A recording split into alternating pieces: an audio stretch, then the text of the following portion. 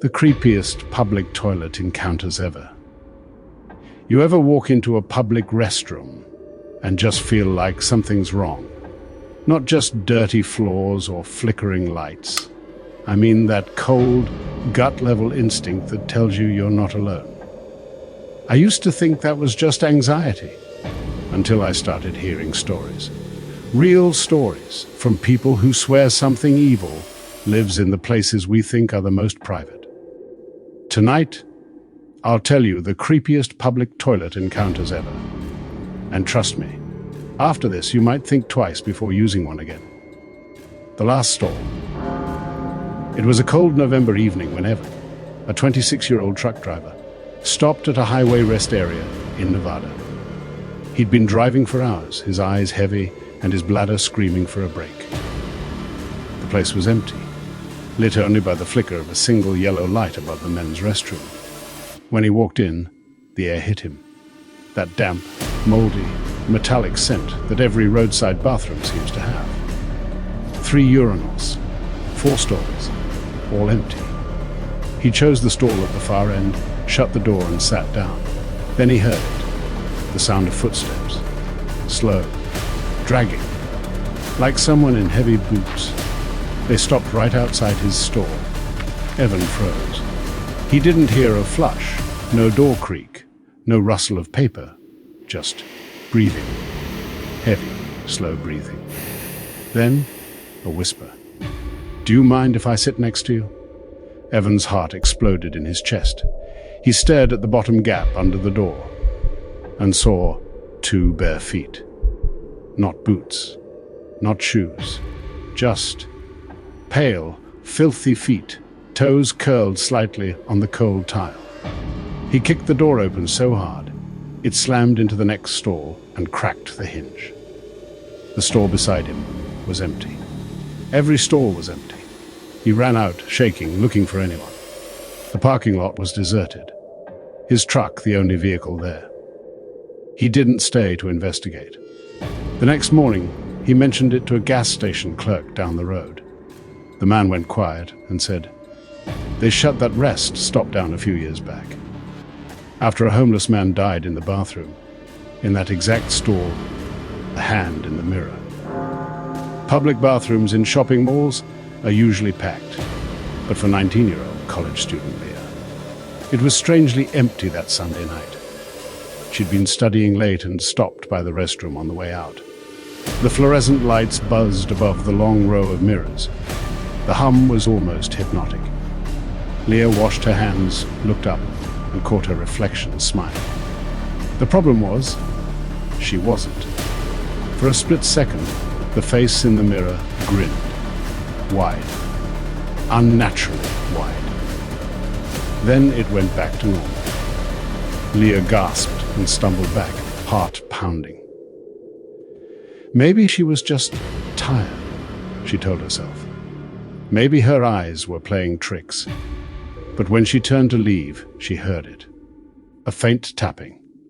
She turned back toward the mirrors. Nothing. The tapping grew louder, sharper. It was coming from inside the mirror. Leah stepped closer, and then a pale hand pressed against the glass from the other side, leaving a dripping handprint, as if it were wet. She screamed and ran for the exit, but the door wouldn't budge. The lock had jammed. Behind her, the lights began to flicker one by one, moving down the row of mirrors, closer, closer, until they all went black.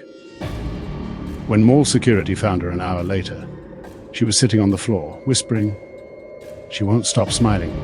The locked cubicle. Tom, a 35-year-old maintenance worker, was called to clean a subway restroom after hours.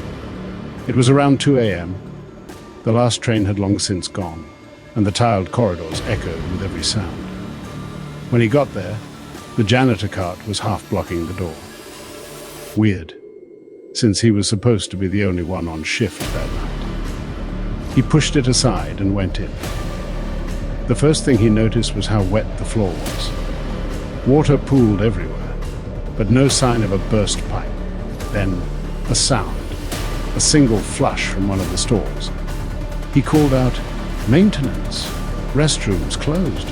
No answer. He walked down the line. All the doors were open, except the last one. The lock was snapped from the inside. Tom knocked. Nothing. He bent down to look under the door and froze. A pair of legs, soaking wet, motionless. "Hey! You okay in there?" he shouted. No response. He ran to get his keys, but when he came back, the door was open. The stall was empty. But the water on the floor was now seeping from the walls, as if the room itself was bleeding it. And on the mirror above the sink, drawn in dripping streaks, were the words, "Don't lock the door." He quit that job the next morning. The woman in the airport restroom. You'd think a place as public as an airport would be safe. But flight attendant Rosa told me this story, and she's never used a public restroom the same way since. It was early morning, about 4:45 a.m., in one of those smaller regional airports. She was between flights, groggy, waiting for her next assignment. She went into the restroom to freshen up. Only one other stall was closed, feet visible beneath it, black high heels. Rosa went to wash her hands, humming softly. But something about those feet started to bother her. They were turned backward. At first, she thought she was seeing things. But when she leaned a little, she realized they were actually facing the wrong way. Then came a soft whisper. "You like my shoes?" Rosa froze. The stall door creaked open. She didn't wait to see who or what came out. She bolted out of the restroom, heart hammering. Security checked the restroom minutes later. No one inside. But there was something strange. Two black high heels sitting neatly together on the floor, with no footprints leading to or from them. The gas station mirror. This one came from a man named Caleb, who stopped at a tiny gas station off Route 50 in Virginia. He'd been driving all night, desperate to use the bathroom. The cashier, an old man with glassy eyes, gave him a key attached to a massive wooden block. Typical old highway setup. The bathroom was around the side of the building, isolated, half covered in ivy. When he opened the door, the light flickered on automatically, but it was dim, barely cutting through the shadows. The mirror above the sink was cracked, its edges black with mold. Caleb tried not to look at it, just went about his business. But as he was washing his hands, he realized something terrifying. His reflection wasn't moving. He froze, his hands still in the sink. But in the mirror, they were dry. His reflection was just standing there, staring at him, motionless. Then, slowly, its mouth opened. And though the sound was muffled, he could still make out the words. "You shouldn't be here." Caleb stumbled back, knocking into the wall. When he looked again, the mirror was shattered completely, glass pieces everywhere. He ran out, dropped the key at the counter, and tried to explain what happened. The old man just stared at him for a long moment, then said quietly, "That mirror's been gone for years. It broke the night my son died in there." The school bathroom incident. There's something about old schools that amplifies fear. The cracked tiles, the echoing halls, the way you can hear whispers in the vents even when no one's around. In 2014, a janitor at a rural high school in Oregon claimed something truly disturbing happened in the girls' bathroom. He swore up and down that he'd never make up what he saw. He was cleaning late, around 9 p.m., when the motion sensor lights flicked on. He assumed a student had come back for something, until he heard the sound of crying. Coming from the last stall, he knocked gently, no answer. But the crying turned to laughing, soft at first, then louder. He unlocked the door with his master key and found it completely empty. The walls, however, were smeared with something dark. Handprints everywhere, small and frantic. and written above the toilet in a childlike scrawl, "She won't leave." The janitor called the principal, who called the police, but nothing came of it. The next day, a student claimed to have seen a little girl in that same stall, wearing a school uniform from the 1970s. No one believed her, until she disappeared 2 weeks later, and her backpack was found propped against that stall door. The thing that watches. This last one comes from me. Yeah. I didn't plan on telling this one, but I can't shake it. It was 3 years ago in a small-town bar on the outskirts of Pennsylvania. I'd gone there to unwind, have a few beers after a long week. The men's room was downstairs, a single flickering light above the stall. When I walked in, I noticed the mirror was covered with faint scratches, like claw marks.